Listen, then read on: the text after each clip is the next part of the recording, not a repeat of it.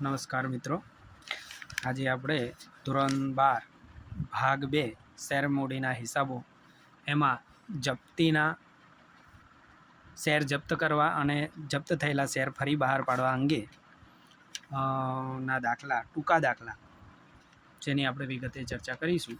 એમાં ચોપડીમાં સ્વાધ્યાયનો 12મો દાખલો, બરાબર, 12માનો પહેલો દાખલો છે એ જોઈએ આપણે. એની પહેલાં રકમ સમજીએ તો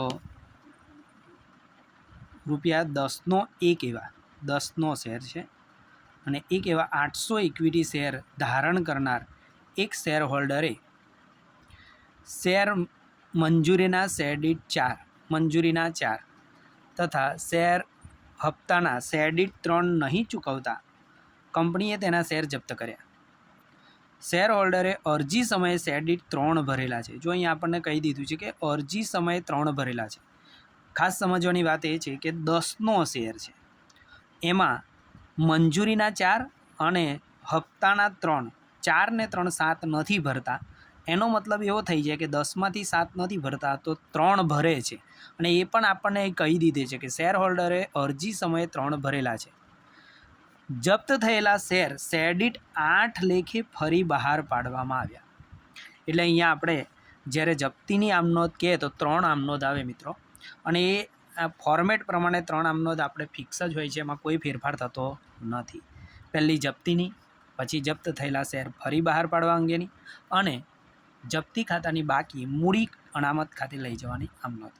તો આ 3 આમનોંધો આપણને શોર્ટ દાખલામાં પૂછાતા હોય છે ઘણીવાર. એમાં પહેલો દાખલો આપણે જોઈએ છે તો પહેલાં શેર જપ્ત કરવા અંગેની આમનોંધ. એમાં પહેલી આમનોંધ આપણે જોઈએ મિત્રો. પહેલી આમનોંધ તો જ્યારે શેર જપ્ત થાય, હંમેશા શેર મૂડીની તમને બધાને ખબર છે કે શેર મૂડીની હંમેશા જમા બાકી હોય, પણ જ્યારે શેર હોલ્ડર શેર પૈસા ન ભરે ત્યારે શેર જપ્ત કરવામાં આવે છે, અને જપ્ત કરીએ ત્યારે શેર મૂડી ખાતું ઉધાર થાય મિત્રો. ખાસ ધ્યાન રાખજો. તો હું લખીશ અહીંયા ઇક્વિટી શેર મૂડી ખાતે ઉધાર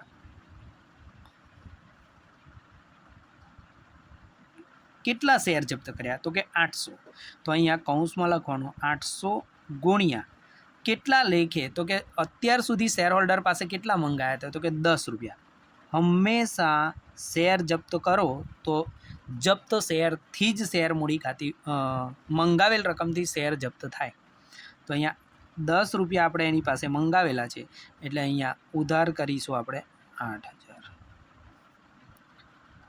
તે શેર જપ્તી ખાતે, હવે જપ્તી ખાતે શું લેવાનું તો કે ભરાયેલ રકમ. ખાસ ધ્યાન રાખજો, જપ્તી ખાતે જમા ભરાયેલ રકમ કેટલી છે તો આપણને કહી દીધું કે શેર હોલ્ડરે અરજી સમયે શેર દીઠ 3 ભરેલા છે. તો 800 ગુણ્યા 3, 8 તારી 2400, એટલે અહીંયા આપણે જમા 2400 લખી દઈશું. તે શેર મંજૂરી ખાતે કેટલા નથી ભરાયા સ્પષ્ટ કહી દીધું છે આપણને. શેર હોલ્ડરે મંજૂરીના 4, તો 800 ગુણ્યા 4 એટલે 8 ચોક 3200. તે શેર હપ્તા ખાતે, અથવા બાકી હપ્તા ખાતે પણ લખી શકાય, પણ શેર હપ્તા ખાતે જ લખીશું આપણે. તે શેર હપ્તા ખાતે એમાં પણ કેટલા નથી ભર્યા તો કે 800 ગુણ્યા 3. દરેક વખતે જપ્ત શેરની સંખ્યા ગુણ્યા જે તે હપ્તાની રકમ આપણે ગુણાકારમાં લેવાની થાય. તો 8 તારી 2400, એટલે આ તમારી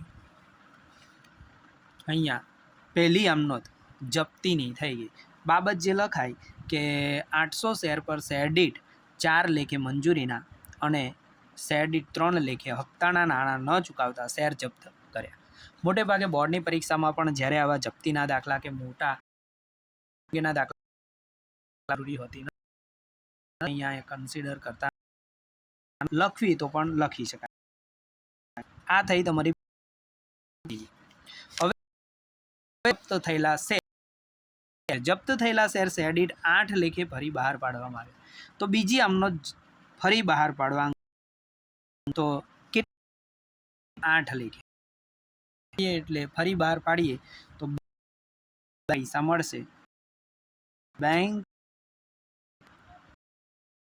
કેટલા શેર? તો કે એટલા જ ફરી બહાર 800 ગુણ્યા 8 લેખે એટલે 8 6400 એટલે 6400 રૂપિયા. રકમ ખાસ ધ્યાન રાખવાનું, શેર નો હતો, કેટલા લેખે બહાર પાડ્યો? 8 રૂપિયા. તો જપ્તી ખાતે ઉધાર કરવાની એટલે કે વટાવ કઈ શેર જપ્તી ખાતે કેટલા? 800 ગુણ્યા 2 1600. અને તમને ખબર છે જેટલા શેર જપ્ત હોય ફરી બહાર પાડે તો એટલી જમા થાય. શેર મૂડી કે 800 ગુણ્યા 10 કરો તો 8000 ઉધાર કર્યા છે એ જ 8000 અહીંયા જમા કરી દો તો પણ ચાલે. બીજી આમ નોંધ લખવાની બાબત છે, જપ્ત કરેલા 800 શેર 8 લેખે ફરી બહાર પાડ્યા તેના. હવે ત્રીજી આમ નોંધ, આ આમ નોંધ ક્યારેય બદલાય નહીં, બેઠી જ આવે. શેર જપ્તી ખાતે ઉધાર,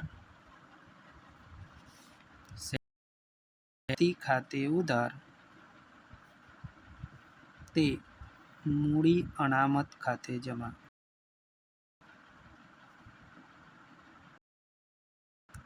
શું કરવાનું?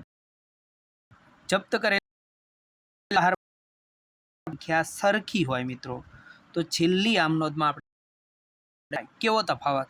તો કે માઇનસ, સિમ્પલ લોજિક છે, 2400 માઇનસ 1600 એટલે આ તમારો જવાબ આવશે 800.